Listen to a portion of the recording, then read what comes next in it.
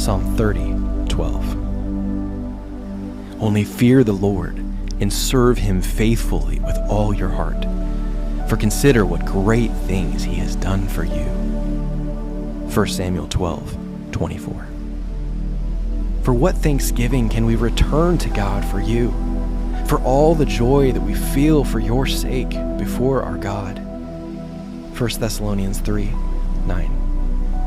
The Lord bless you and keep you.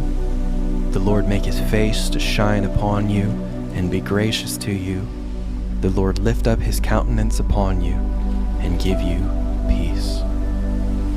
Numbers 6:24-26.